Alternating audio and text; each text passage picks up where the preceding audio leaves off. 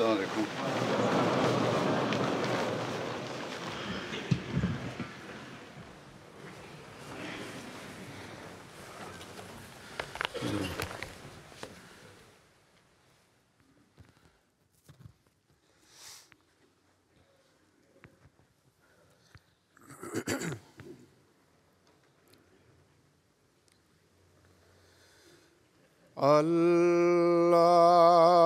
الله أكبر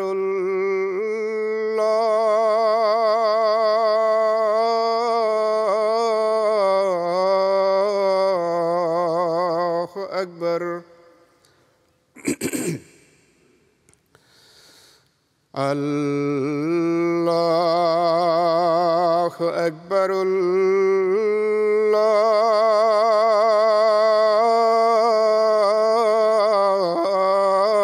الله أكبر أشهد أن لا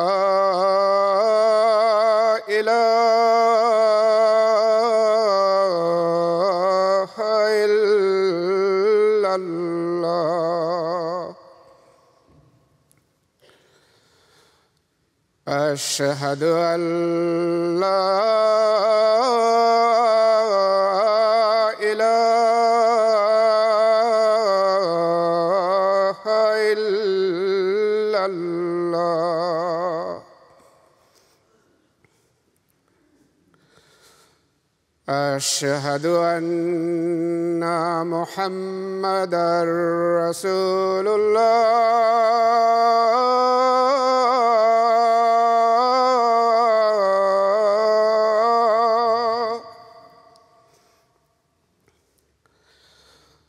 أشهد أن محمدًا رسول الله حي على الصلاة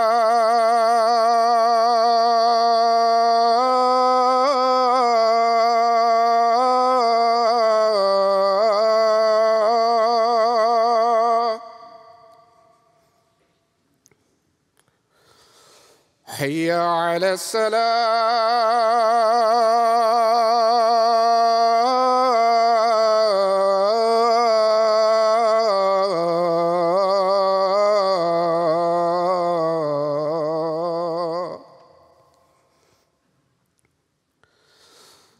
حي على الفلاح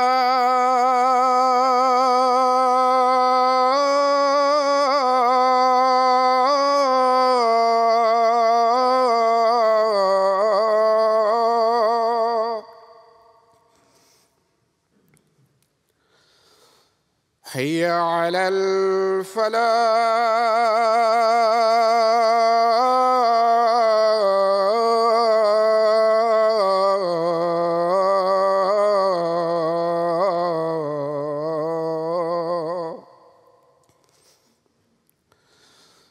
الله أكبر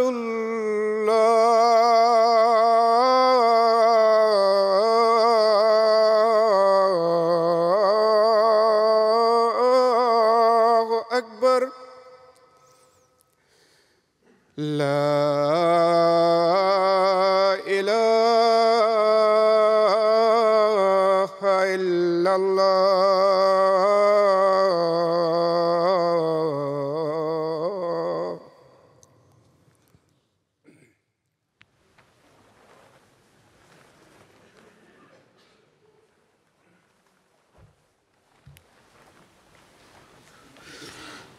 السلام عليكم ورحمة الله.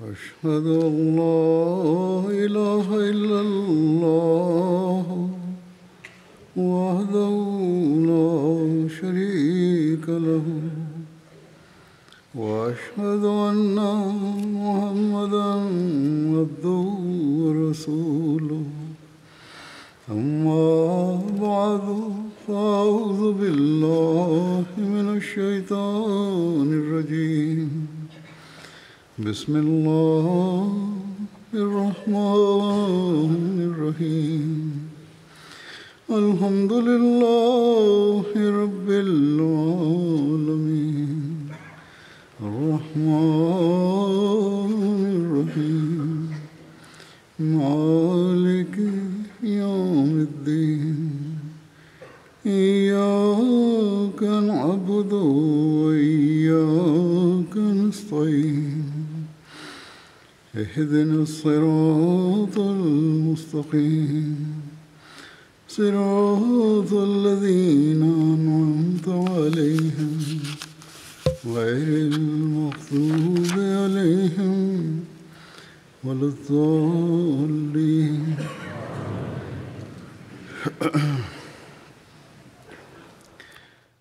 Sebelumnya, dalam serangkaian khutbah-khutbah Jumat, saya telah memaparkan berbagai segi kehidupan para sahabat yang ikut dalam Perang Badar beserta pengorbanan-pengorbanan mereka.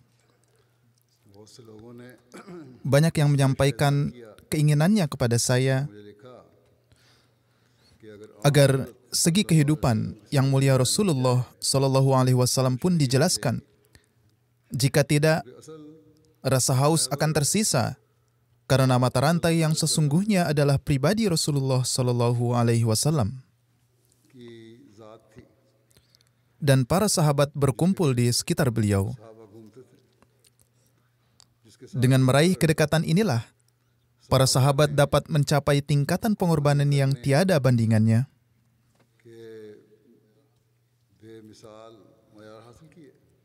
Dan mereka mengenal cara-cara baru. Selain itu, mereka sanggup mencapai standar tinggi, baik dalam menyebarkan tauhid maupun dalam memperlihatkan contoh amalan. Dan hal ini adalah bukti dari kuat qudsi atau kekuatan pensucian yang dimiliki Rasulullah Shallallahu Alaihi Wasallam dan kecintaan khas Allah Ta'ala kepada mereka. Jadi, adalah penting juga menerangkan peri kehidupan Rasulullah Shallallahu Alaihi Wasallam. Beberapa segi dari kehidupan Rasulullah Shallallahu Alaihi Wasallam telah disampaikan di berbagai kesempatan dalam khutbah-khutbah beberapa tahun lalu. Meski demikian, peri kehidupan Rasulullah Shallallahu Alaihi Wasallam adalah sedemikian rupa, di mana tidak akan cukup dalam khutbah yang terbatas. Setiap segi kehidupan beliau sangatlah luas dan tidak akan sanggup dituntaskan walau dalam sejumlah khutbah. Sirat kehidupan beliau ini, insya Allah, akan disampaikan secara berkelanjutan. Bahkan, setiap khutbah maupun pidato akan disertai dengan segi kehidupan beliau Shallallahu Alaihi Wasallam dalam beragam coraknya. Alasannya adalah karena hal inilah yang merupakan pusat kehidupan kita, yang tanpanya keimanan dan agama kita tidak akan mencapai kesempurnaan. Dan kita tidak akan sanggup mengamalkan syariat yang diturunkan oleh Allah Ta'ala. Jadi, saat ini saya akan menerangkan sejarah dan peri kehidupan Rasulullah Shallallahu Alaihi Wasallam terkait Perang Badar. Dan ini akan berlangsung dalam khutbah-khutbah ke depan.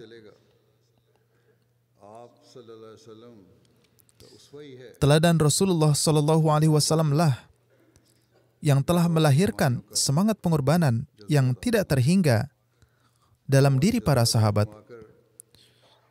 Gelora ini telah masuk ke dalam jiwa para pejuang, para syahid, dan para kekasih Allah Ta'ala, dan orang-orang yang Allah Ta'ala telah ridha kepadanya.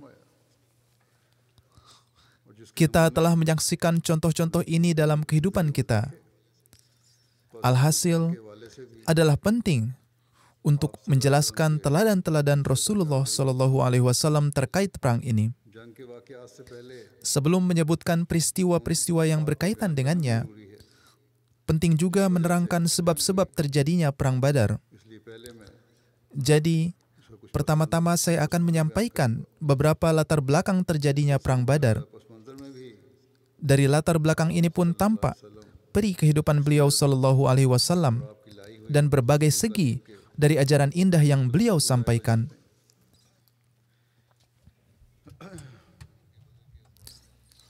Hazrat Mirza Bashir Ahmad Sahib dalam Sirat Khataman Nabiyyin tentang sebab-sebab terjadinya Perang Badar, beliau menulis, सल्लल्लाहु अलैहि वसल्लम की मक्की ज़िंदगी में जो मज़ाक़ kezaliman-kezaliman yang telah ditimpakan oleh kaum Quraisy kepada kaum Muslim di kehidupan baginda Rasulullah Sallallahu Alaihi Wasallam di Madinah dan upaya-upaya yang telah mereka tempuh untuk melenyapkan Islam के मतहत adalah telah cukup किसी untuk menjadi alasan dua bangsa di era manapun agar saling berperang.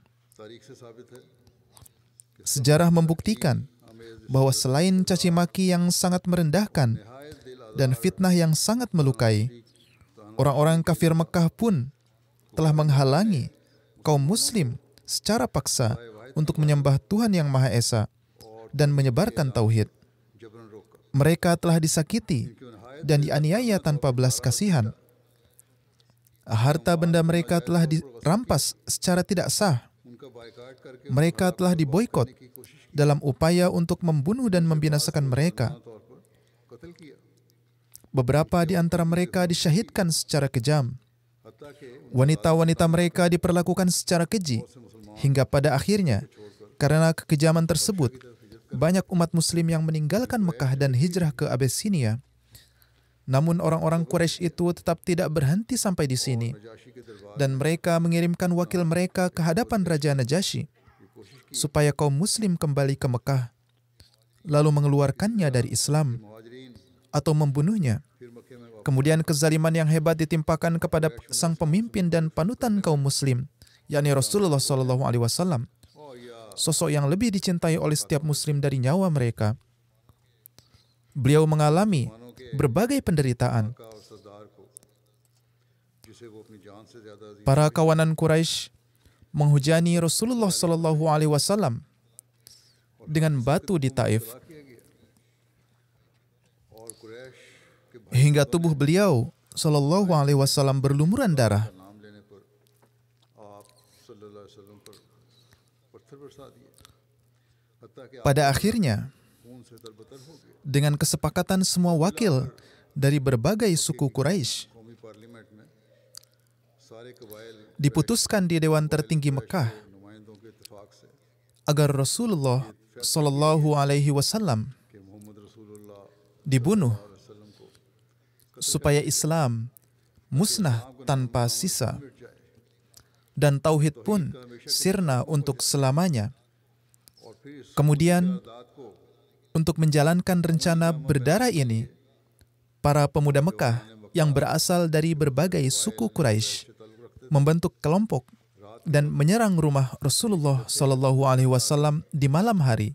आप सल्लल्लाहु अलैहि वसल्लम के मकान पर हमलावर हुए Tetapi Tuhan menurunkan perlindungan kepada beliau SAW वसल्लम की हिफाजत dan seraya menutupi mata musuh beliau dengan debu. डालते हुए Beliau SAW keluar dari kediaman beliau लाए और गारे dan berlindung di Gua Sur.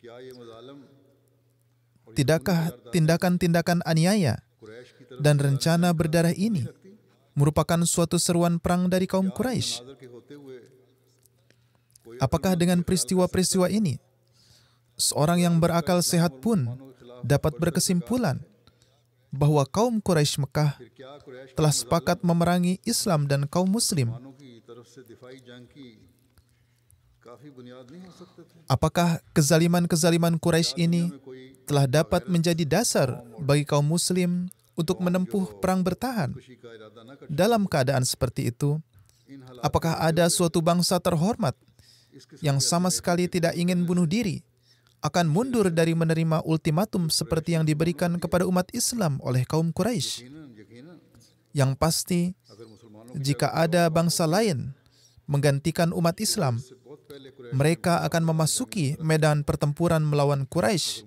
jauh lebih awal. इनके आका की तरफ Meski demikian, सब्र और umat Islam diperintahkan oleh junjungan mereka से लिखा है untuk menempuh kesabaran dan memaafkan.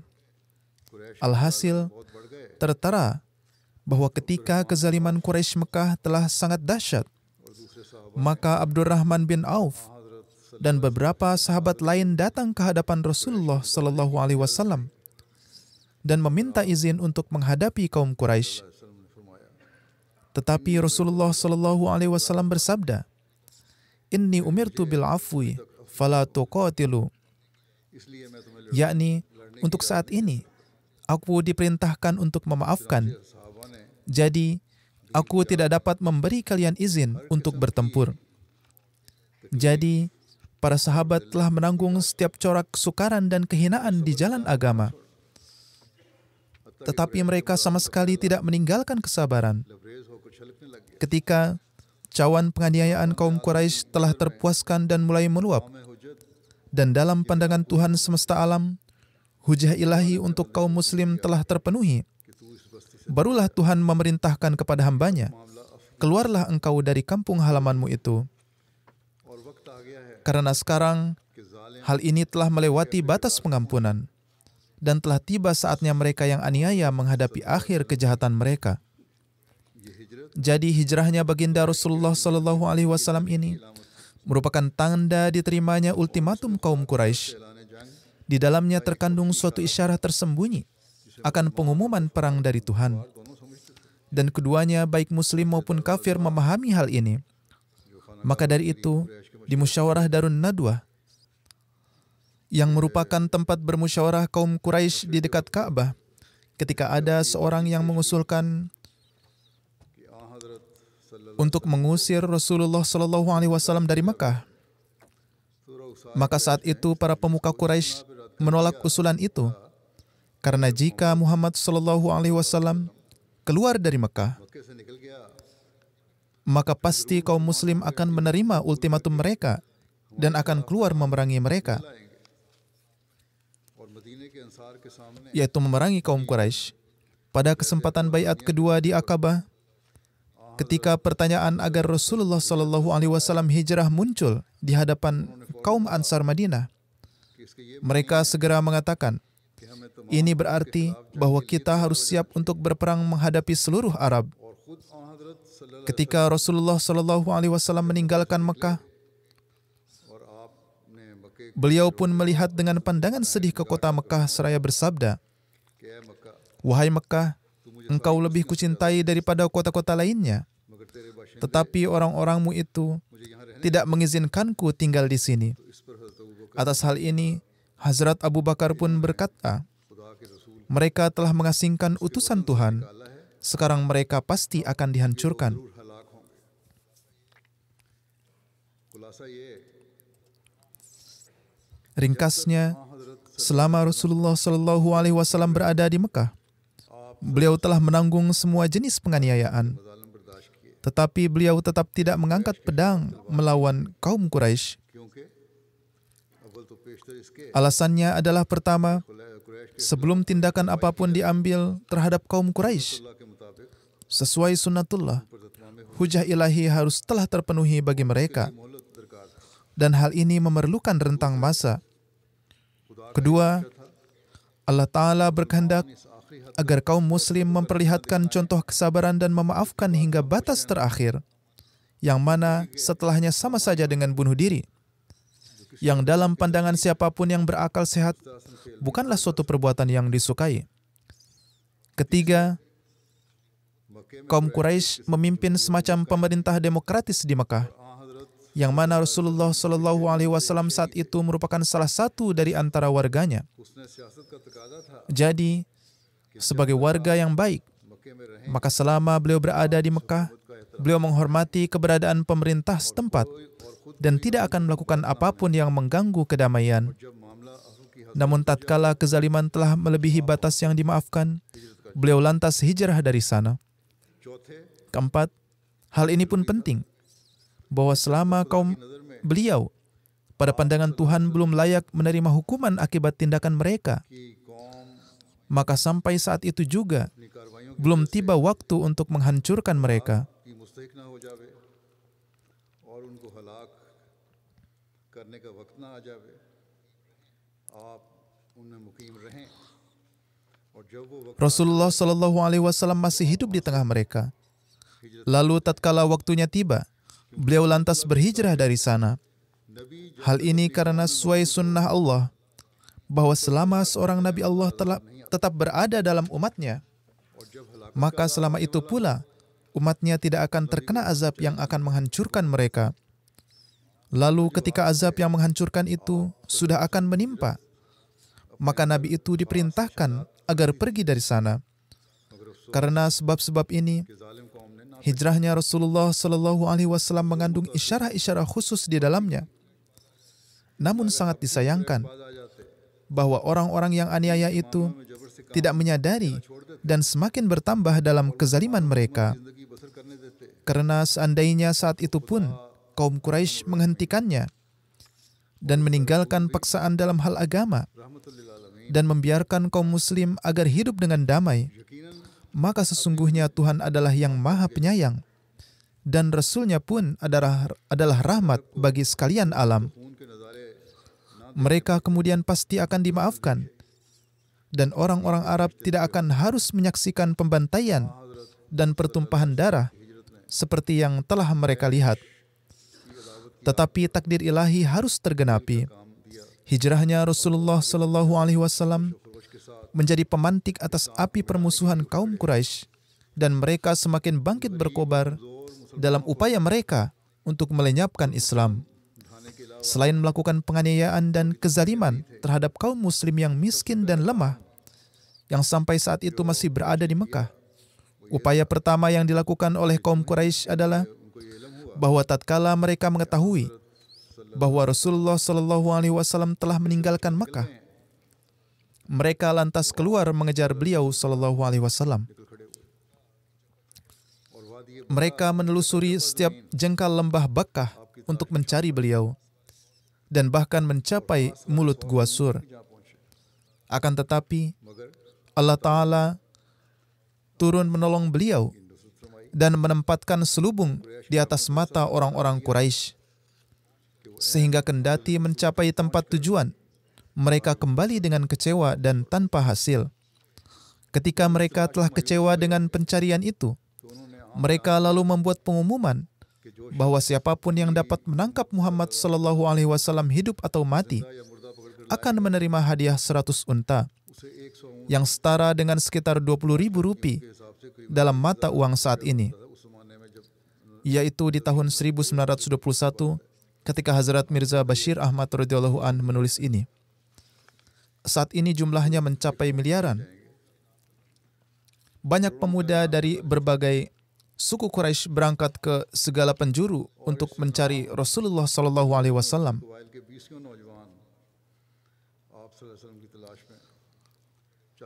Pengejaran yang dilakukan Surakah bin Malik pun adalah demi mendapat hadiah itu.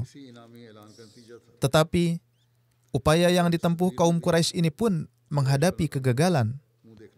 Jika direnungi, satu sebab ini adalah cukup bagi dua bangsa untuk saling berperang, yaitu suatu kaum memasang hadiah bagi yang dapat menangkap pemimpin kaum lain dan sebaliknya.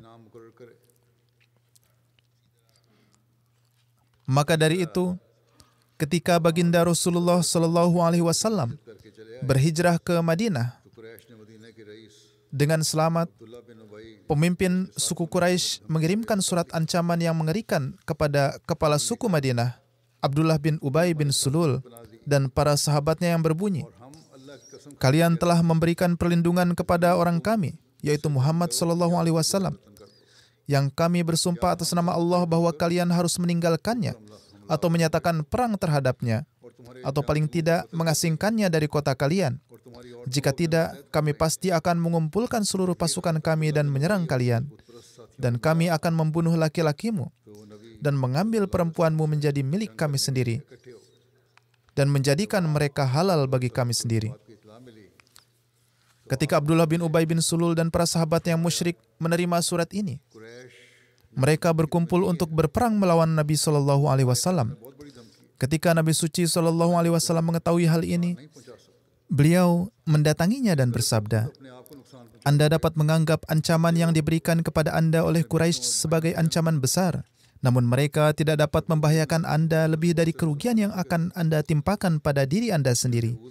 Apakah kalian akan berperang melawan anak dan kerabat saudara sendiri? Ketika orang-orang Yahudi mendengar hal ini dari Rasulullah Shallallahu Alaihi Wasallam, banyak dari mereka yang telah masuk Islam pun berpencar dan meninggalkan beliau. Demikian pula, kaum Quraisy Mekah mulai mengunjungi suku-suku Arab untuk menghasut mereka agar melawan kaum Muslim. Dalam hal ini, Hazrat Mirza Bashir Ahmad radhiyallahu an menulis dalam Sirat Khataman Nabiyyin, ketika kaum Quraisy mengetahui bahwa Aus dan Khazraj menolak untuk melepaskan perlindungan mereka terhadap Nabi Suci Shallallahu Alaihi Wasallam, dan mereka mengetahui bahwa Islam dapat mengakar di Madinah, mereka berkeliling ke suku-suku Arab lainnya dan mulai menghasut mereka untuk melawan Muslim. Karena kaum Quraisy menikmati pengaruh yang khas atas suku-suku lain di Arab, karena mereka berstatus sebagai penjaga Ka'bah. Oleh karena itu, atas dorongan kaum Quraisy, banyak suku yang menjadi musuh mematikan bagi umat Islam. Keadaan Madinah seolah-olah dikelilingi oleh api yang berkobar. Sebagaimana diriwayatkan, Hazrat Ubay bin Ka'ab yang berasal dari antara sahabat terkemuka meriwayatkan, ketika Nabi Shallallahu Alaihi Wasallam dan para sahabatnya hijrah ke Madinah dan kaum Ansar memberikan perlindungan kepada mereka, pada gilirannya seluruh Arab secara bersama-sama berdiri melawan umat Islam. Pada masa itu, kaum Muslim bahkan tidak melepaskan senjata mereka dalam malam hari dan juga di siang hari. Mereka patroli membawa senjata untuk mengantisipasi jika terjadi serangan mendadak. Mereka saling mengatakan satu sama lain, mari kita lihat apakah kita hidup sampai suatu saat ketika kita mungkin bisa tidur dengan tenang di malam hari, tanpa rasa takut kecuali takut kepada Tuhan. Adapun keadaan Rasulullah Shallallahu Alaihi Wasallam sendiri adalah sedemikian rupa, di mana Hazrat Aisyah radhiyallahu anha menceritakan, pada awalnya ketika Rasulullah Shallallahu Alaihi Wasallam tiba di Madinah, beliau sering tetap terjaga di malam hari karena khawatir akan serangan musuh. Sehubungan dengan masa itu, Al-Quran menyatakan, "Wazkuru iz antum qalilum mustad'afuna fil ard takhafuna an yatakhattafakumun nas fa'awakum wa ayyadakum binasri wa razaqakum minat thayyibati la'allakum tashkurun."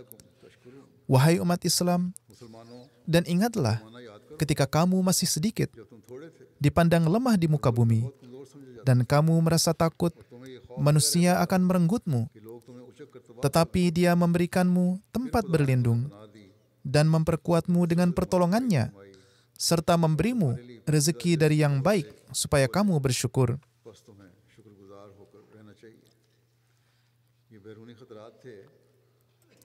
Inilah ancaman-ancaman eksternal sebagaimana disebutkan dalam Al-Quran. Bahkan keadaan internal di Madinah tidak selalu menguntungkan, seperti yang ditulis oleh Hazrat Mirza Bashir Ahmad radhiyallahu an. Bahkan di Madinah, keadaannya sampai saat ini, yaitu sebagian besar dari kalangan Aus dan Khazraj masih teguh di atas kemusyrikan. Meskipun mereka ternyata bersama saudara dan kerabat mereka, tetapi dalam keadaan seperti itu, bagaimana seorang musyrik bisa dipercaya? Kedua, adalah orang-orang munafik yang pada awalnya telah menerima Islam, tetapi secara rahasia mereka adalah musuh Islam, dan kehadiran mereka di Madinah menimbulkan kemungkinan yang mengancam. Ketiga, adalah orang-orang Yahudi yang meskipun ada perjanjian dengan mereka, tetapi bagi orang-orang Yahudi ini, nilai perjanjian itu tidak berarti apa-apa. Oleh karena itu, dengan demikian, ada unsur-unsur semacam itu bahkan di Madinah sendiri, yang tidak kurang dari gudang amunisi tersembunyi melawan kaum muslimin. Percikan kecil dari suku-suku Arab sudah cukup untuk membakar amunisi ini dan menghancurkan kaum muslim Madinah dengan satu ledakan saja. Pada saat yang rentan ini, di mana waktu yang lebih kritis belum pernah terjadi pada umat Islam sebelumnya, wahyu ilahi diturunkan kepada Nabi suci Shallallahu Alaihi Wasallam yang menyatakan bahwa sekarang beliau juga harus mengangkat pedang melawan orang-orang kafir ini yang telah memasuki medan pertempuran untuk melawan beliau dengan pedang di tangan. Semata-mata didasari oleh kezaliman dan tirani. Dengan begitu jihad dengan pedang diumumkan. Ayat Al-Quran pertama tentang jihad dengan pedang diturunkan kepada Nabi SAW pada 12 Safar 2 Hijriah atau 15 Agustus 623 Masehi. Periode sekitar 1 tahun telah berlalu sejak kedatangan Nabi suci SAW ke Madinah. Tanggal dari ayat tersebut sesuai dengan penelitian yang dilakukan oleh Hazrat Mirza Bashir Ahmad radhiyallahu an. Karena tercatat dalam kaitannya dengan ayat ini bahwa sebagian diturunkan di Mekah sementara yang lain di Madinah. Bagaimanapun, ada riwayat yang berbeda sehubungan dengan turunnya ayat ini. Tercatat juga bahwa ayat ini diturunkan selama hijrah karena tidak lama setelah tiba di Madinah. Nabi suci SAW memerintahkan untuk menghentikan kafilah Quraisy di daerah sekitar Madinah dan mulai mengirimkan pasukan bersenjata untuk berbagai pertahanan. Alhasil, apakah ayat ini diturunkan pada awal hijrah atau mungkin setahun kemudian? Namun itu merupakan izin yang diberikan untuk pertama kalinya guna menjawab mereka yang berperang melawan agama. Dan itu hanya setelah Nabi SAW terlepas dari pemerintahan yang sebelumnya tunduk padanya. Seperti yang telah disebutkan, tidak ada perang yang dapat dilakukan selama berada di bawah suatu pemerintahan. Adapun pemerintahan beliau SAW sendiri telah berdiri. Ayat ini lebih tepatnya adalah 2 ayat surat Al-Hajj, di mana Allah Ta'ala berfirman, Uzina lillazina yuqataluna bi'annahum zulimu wa inna allaha ala nasrihim laqadir allazina ukhriju min diyarihim bighairi haqqin illa an yaqulu rabbuna Allah walaula daf'ullahin nasa ba'duhum li ba'din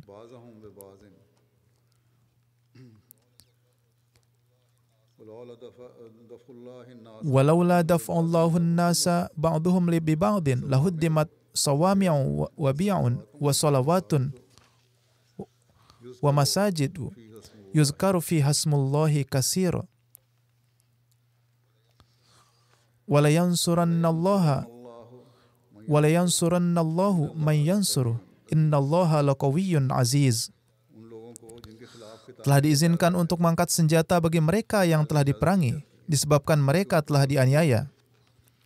Dan sesungguhnya Allah berkuasa menolong mereka. Orang-orang yang telah diusir dari rumah-rumah mereka tanpa hak, hanya karena mereka berkata, Tuhan kami ialah Allah. Dan sekiranya Allah tidak menahan sebagian manusia dengan sebagian yang lain, maka biara-biara serta gereja-gereja Nasrani dan rumah-rumah ibadah Yahudi serta masjid-masjid yang banyak disebut namanya dan masjid-masjid yang banyak disebut nama Tuhan tentu telah dihancurkan. Dan pasti Allah akan menolong siapapun yang menolong agamanya. Sesungguhnya Allah Maha Kuasa, Maha Perkasa. Artinya, di sini semua agama dilindungi karena nama semua tempat ibadah disebutkan. Setelah jihad diwajibkan, Nabi suci SAW awalnya menggunakan 4 strategi untuk melindungi umat Islam dari kejahatan kaum kafir. Dalam hal ini, Hazrat Mirza Bashir Ahmad radhiyallahu an telah menyebutkan 4 strategi ini, seperti yang beliau nyatakan.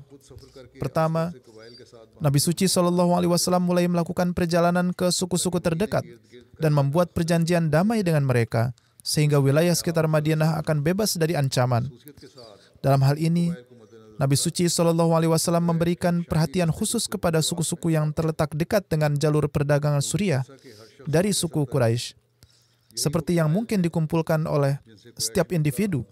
Suku-suku inilah khususnya yang darinya suku Quraisy Mekah bisa mendapatkan keuntungan paling besar melawan umat Islam, dan yang permusuhannya bisa mengakibatkan ancaman besar bagi umat Islam.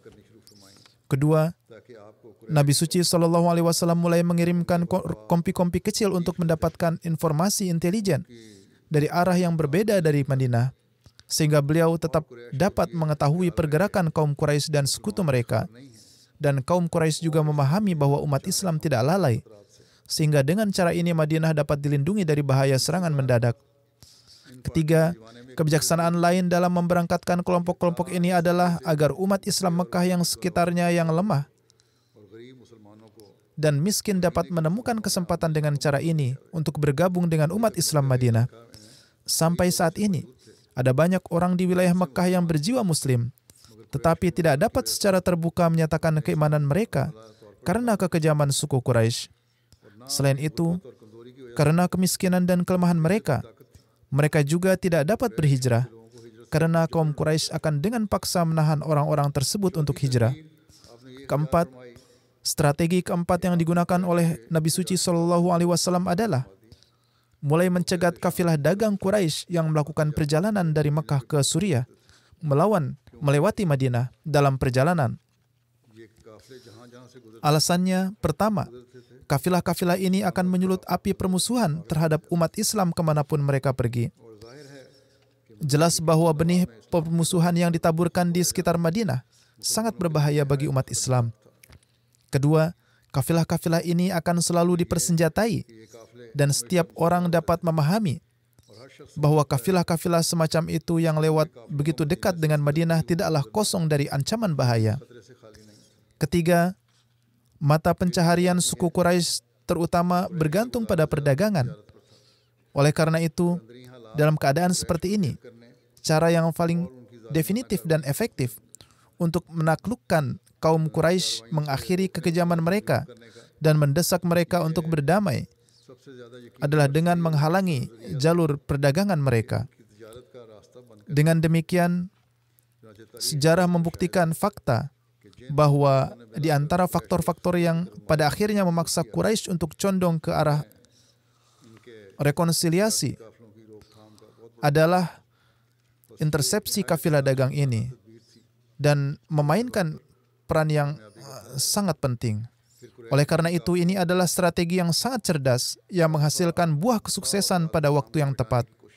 Keempat, pendapatan kafilah Quraisy ini sebagian besar dihabiskan untuk upaya memusnahkan Islam. Sebaliknya, beberapa kafilah bahkan dikirim dengan tujuan semata-mata agar seluruh keuntungan mereka dapat digunakan untuk melawan kaum muslim. Perdagangan yang dilakukan adalah untuk berperang melawan kaum muslimin. Dalam hal ini, setiap individu dapat memahami bahwa penyadapan kafilah-kafilah ini merupakan motif yang benar-benar sah. Alhasil, mata rantai topik ini masih akan terus berlanjut. Insya Allah akan disampaikan pada kesempatan yang akan datang. Pada kesempatan ini, saya juga ingin menyampaikan perihal beberapa almarhum. Akan dilakukan juga sholat jenazah untuk para almarhum. Salah satu di antaranya adalah jenazah hadir, yakni jenazah yang terhormat Khawajah Munir Ahmad Sahib. Selebihnya adalah jenazah gaib. Bukan Munir Ahmad Sahib, melainkan Muniruddin Kamar Sahib. Beliau sebelumnya tinggal di sini di UK. Beliau meninggal pada 27 Mei di usia 86 tahun. Innalillahi wa inna ilaihi raji'un. Beliau adalah cucu dari Hazrat Mia Khairuddin Sekhwani, seorang sahabat Hazrat Masih Maud alaihi salatu wassalam. Ayah beliau bernama Maulana Kamaruddin Sahib juga pernah melihat Hazrat Masih Maud alaihi salatu wassalam ketika masih kecil.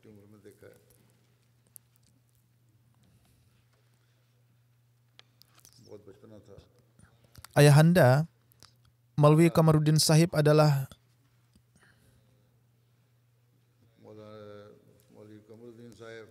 sadar markazi pertama Majlis Khudamul Ahmadiyah.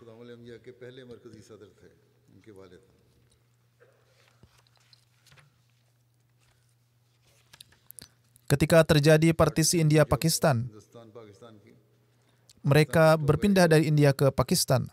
फिर मौलवी Kemudian Khwaja Muniruddin pergi ke Tanzania, Afrika selama beberapa waktu. Africa चले गए।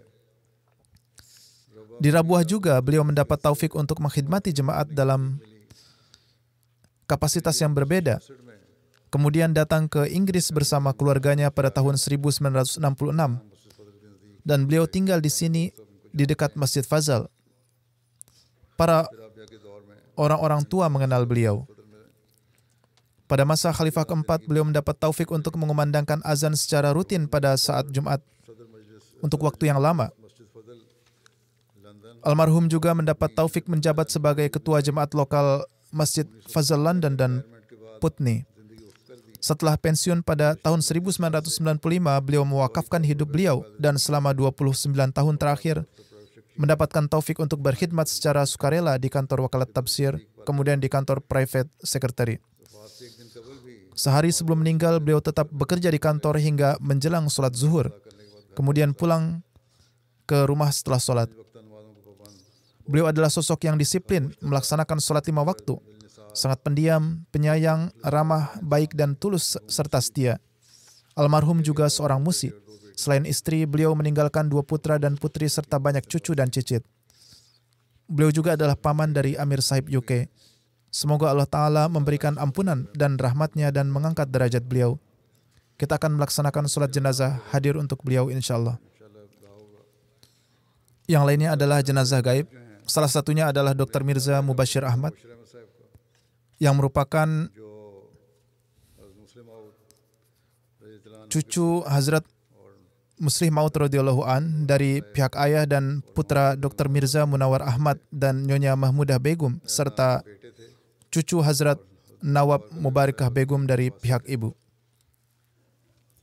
इनकी भी Beliau juga wafat beberapa hari yang lalu di usia 79 tahun. Innalillahi wa inna ilaihi raji'un. तलब से मूसी थे Dengan karunia Allah Ta'ala, beliau adalah seorang musi. तालीम इनकी रबा की थी Beliau menempuh pendidikan dasar beliau di Rabuah. Lahore से Kemudian beliau meraih MBBS dari King Edward Medical College Lahore. Kemudian beliau bekerja di Rumah Sakit Rabuah untuk beberapa lama. UK आए Lalu beliau datang ke UK untuk menempuh pendidikan dan beliau lulus pasca sarjana pada tahun 1970 di Royal College of Surgeons, Edinburgh, 70 में dan graduation meraih gelas FSCS. Kemudian beliau mewakafkan diri dan pulang. गए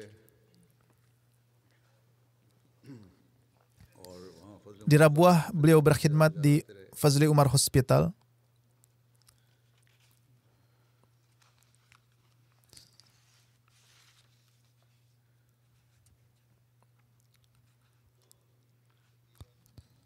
Beliau mendapat taufik berkhidmat kurang lebih selama 50 tahun di Fazli Umar Hospital.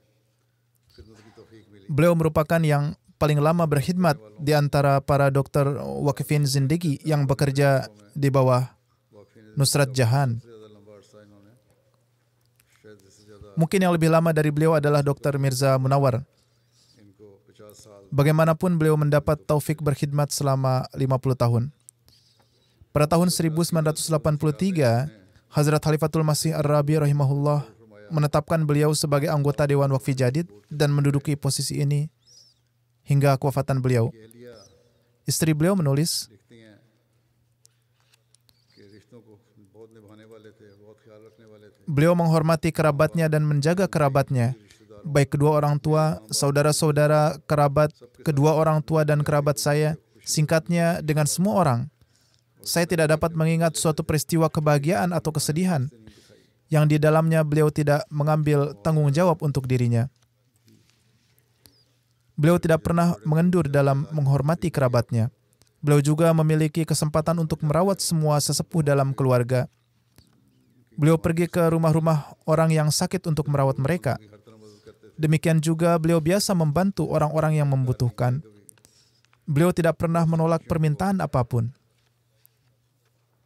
तालीम दिलाई और शादियों Beliau banyak membiayai pendidikan anak-anak perempuan बच्चों ने तो मुझे भी लिखा dan menanggung seluruh biaya mereka hingga mereka menikah. बच्चों की तरह पाला और उसके बाद Beberapa anak perempuan tersebut juga menulis kepada saya, मरीजों Mereka ini juga tinggal di rumah, dan beliau merawat mereka seperti putri-putri beliau sendiri, dan kemudian menikahkan mereka.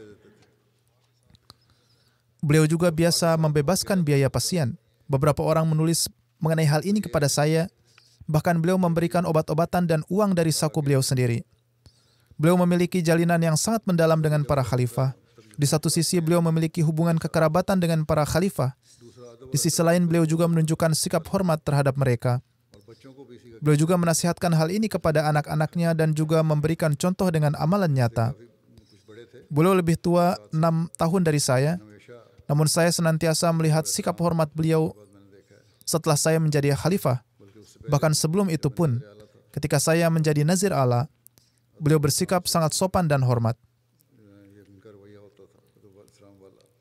Istri beliau menulis, ketika sakit terakhir Hazrat Khalifatul Masih Rabi rahimahullah, diterima telepon dari beliau rahimahullah yang dari Huzur rahimahullah yang meminta supaya Dr. Mubashir segera datang.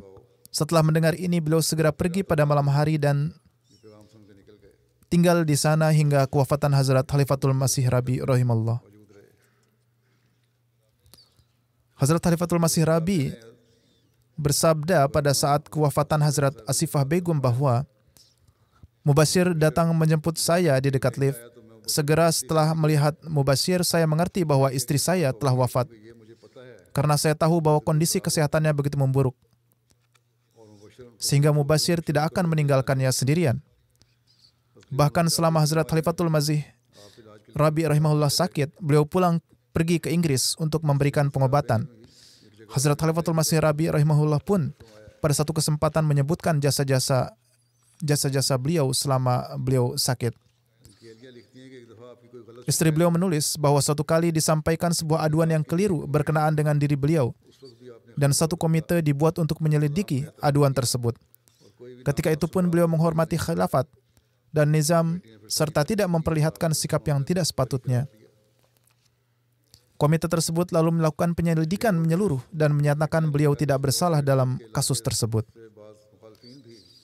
Putra beliau menulis bahwa beberapa penentang dari Chiniot dan sekitarnya juga biasa datang secara diam-diam ke rumah untuk berobat, dan banyak non-Ahmadi yang menjadi pasien beliau. Beliau mengobati banyak orang di daerah tersebut sehingga banyak orang mengenal Rabwah dan rumah sakit di daerah itu.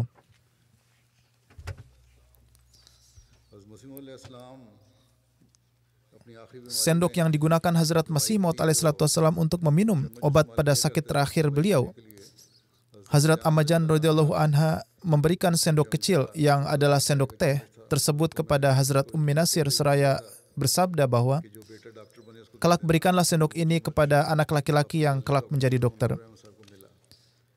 Sendok tersebut didapatkan oleh ayahanda beliau, Mirza Munawar Ahmad, dan setelah itu sendok tersebut ada di tangan beliau. Terkadang untuk mendapatkan keberkatan, Dr. Mubashir menggunakan sendok tersebut untuk memberikan obat kepada para pasien. Orang-orang dari berbagai lapisan masyarakat datang untuk berbelasungkawa atas kewafatan beliau. Tetapi mayoritas mereka adalah orang-orang miskin dan mereka berulang kali menyampaikan bahwa beliau sangat berjasa bagi mereka. Sebagian beliau berikan pengobatan dan sebagian lain beliau bantu dengan cara lain. Ada banyak tuan tanah di daerah itu, istri mereka dan saudara perempuan mereka biasa datang untuk berobat. Para tuan tanah tersebut datang dan mengungkapkan bagaimana beliau memperlihatkan mereka, bagaimana beliau memperhatikan mereka, dan mereka itu semua adalah non-Ahmadi. Mereka datang dan menangis karena merasa telah kehilangan seorang ayah. Sebagian besar staf rumah sakit kita juga telah menulis kepada saya bahwa rumah sakit kita sekarang telah menjadi yatim, dan semua orang menyatakan kesedihan dan belasungkawa mendalam mereka.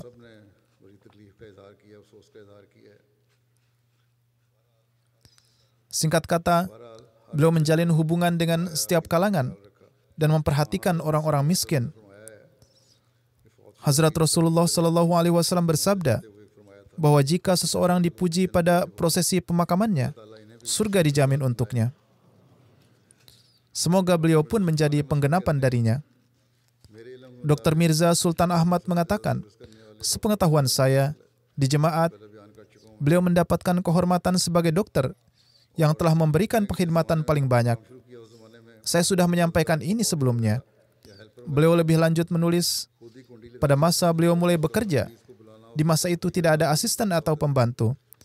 Beliau harus menutup, membuka, memanggil pasiennya, dan melakukan tugas-tugas lain sendirian. Beliau juga harus mengelola ruang operasi sendiri. Tidak ada ahli anestesi, jadi beliau juga harus mengurus sendiri tugas tersebut. Kemudian, beliau secara bertahap melatih staf beliau sehingga rumah sakit tersebut menjadi populer. Ia juga menulis, rasio infeksi juga lebih rendah dari rumah sakit swasta lainnya. Sebagian besar pasien keluar dari rumah sakit setelah berhasil dirawat. Singkatnya, Dr. Mirza Sultan Ahmad juga melihat perlakuan baik beliau terhadap pasien, bahkan pasien non-Ahmadi. Saya juga secara pribadi mengetahui bahwa beliau adalah orang yang sangat sopan dan menghormati.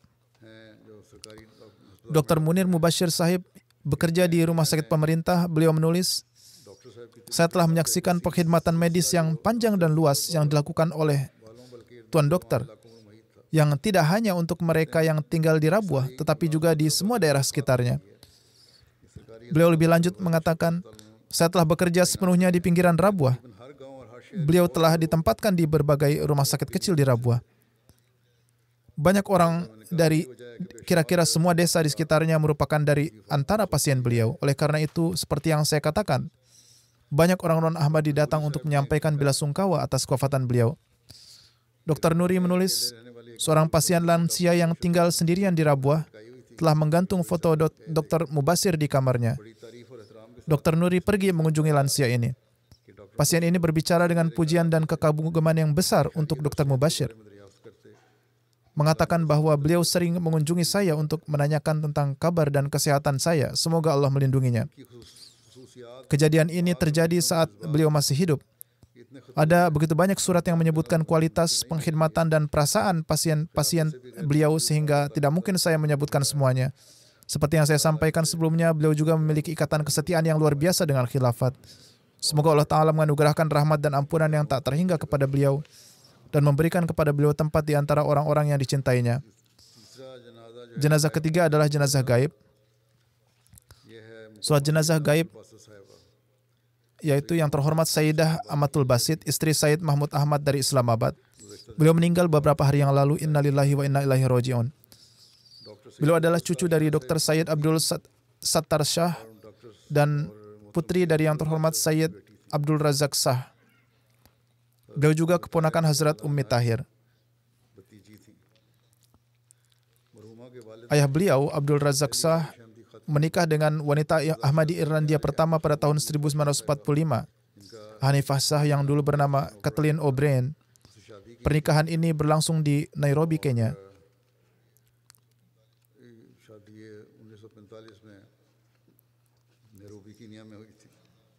Ibunya kemudian datang ke Pakistan sementara ayahnya, Shah Sahib, ditempatkan di Sindh. Di sana beliau memberikan pengorbanan yang besar meski berasal dari Irlandia.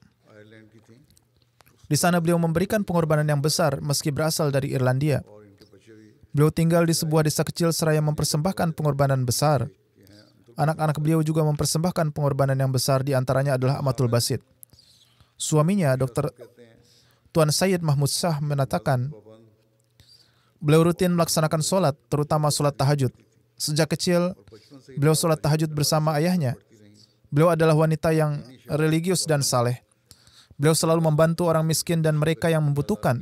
Beliau sangat disiplin dalam berpardah. Beliau adalah seorang musiah. Beliau meninggalkan seorang suami, 1 putri dan 2 putra. Salah satu putranya, Sayyid Basir Ahmad, tinggal di sini di Inggris. Dan putra beliau yang lain adalah Sayyid Syahid Ahmad. Putri beliau, Majidah Malik, tinggal di Amerika. Putri beliau yang merupakan istri Dr. Amir Malik dari Amerika menyatakan, ibu saya sangat disukai oleh orang lain dan memiliki kepribadian yang luar biasa. Setiap orang yang bertemu dengan beliau terpesona oleh beliau. Beliau mencintai khilafat dengan sepenuh hati. Beliau memiliki kepribadian yang halus, santun, dan memiliki akhlak yang baik. Beliau tidak pernah secara terbuka mengungkapkan kesusahannya. Beliau aktif mengambil bagian dalam membantu orang miskin dan bersedekah. Beliau membantu gadis-gadis menikah, memberi jatah ke rumah penampungan untuk orang miskin, menutupi biaya pendidikan anak yatim, memberi makan orang miskin. Singkatnya, beliau menghabiskan waktunya membantu hamba-hamba Allah Ta'ala, baik itu melalui doa dan sedekah. Beliau lebih suka berbicara lebih banyak tentang Allah Ta'ala dan pertolongan ilahi dan berteman dengan mereka yang mencintai Allah Ta'ala juga. Allah Ta'ala juga memanifestasikan wujudnya dengan cara yang istimewa kepada beliau. Allah Ta'ala mengabulkan doa beliau dan Allah Ta'ala memberitahu beliau tentang pengabulan doanya dalam banyak hal. Beliau tidak melewatkan sholatnya bahkan selama sakit parah, dan beliau selalu melihat jam agar tidak ketinggalan sholat. Semoga Allah Ta'ala menganugerahkan ampunan dan rahmat dan meninggikan derajat beliau. Semoga Dia memberikan taufik kepada anak-anak beliau untuk meneruskan kebaikan-kebaikan beliau. Jenazah ketiga adalah yang terhormat Tuan Syarif Ahmad Bandisha. Beliau adalah Ketua Jemaat Cak nomor 261 Arabad Wali, Faisalabad, Pakistan. Beliau juga wafat beberapa hari yang lalu. Inna lillahi wa inna ilaihi raji'un. Putra beliau Rahmatullah Bandisha, yang merupakan mubalik, menulis, kakek saya baru berusia 2-3 bulan ketika orang tua dan kerabat dekatnya meninggal dunia selama wabah di masa Hazrat Masih Maud alaihissalam. Saat itu kakek saya diasuh oleh keluarga kerabat jauhnya yang Ahmadi di masa mudanya. Setelah keputusan hakim di Batala, beliau diasuh oleh keluarga Ahmadi lain yang lebih dekat dengannya. Dengan demikian, sejak awal beliau dibesarkan di lingkungan Ahmadi dan tetap menjadi bagian dari Jemaat Ahmadiyah. Almarhum adalah ketua jemaat di desanya selama hampir 25 tahun. Beliau memiliki banyak sifat istimewa dan sosok yang sederhana. Beliau memiliki standar ibadah yang tinggi. Beliau membantu mereka yang membutuhkan, terutama keluarga dan teman-teman beliau. Beliau sangat mencintai nizam jemaat dan khilafat. Beliau meninggalkan 5 putra dan 3 putri. Sebagaimana yang telah saya sampaikan, salah satu putra beliau, Tuan Rahmatullah Bandisha, adalah seorang mubalik dan saat ini berkhidmat sebagai dosen di Jamiah Ahmadiyah Jerman. Karena situasi penentangan yang terjadi di desa beliau, beliau tidak dapat menghadiri pemakaman ayah beliau. Semoga Allah Ta'ala menganugerahkan ampunan dan rahmat kepada almarhum dan mengangkat derajat almarhum. Semoga Dia juga memberikan taufik kepada anak-anak beliau untuk meneruskan kebaikan-kebaikan beliau. Amin.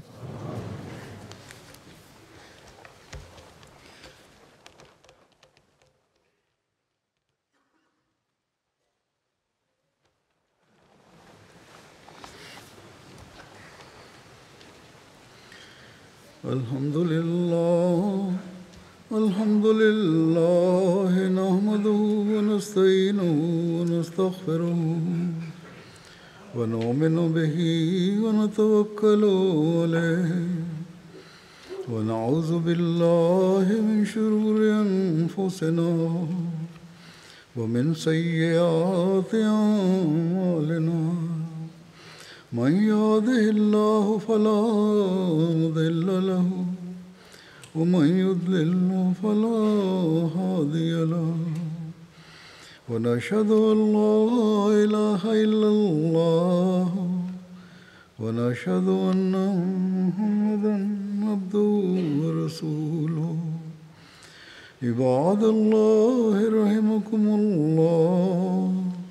Inna Allaha ya'muru bil-'adli wal-ihsani wa ita'i dhil qurba wa yanha 'anil fahsha'i wal-munkari wal-baghi ya'izukum la'allakum tadhakkarun. Uzkurullaha yazkurkum وادعوه يستجب لكم ولذكر الله أكبر.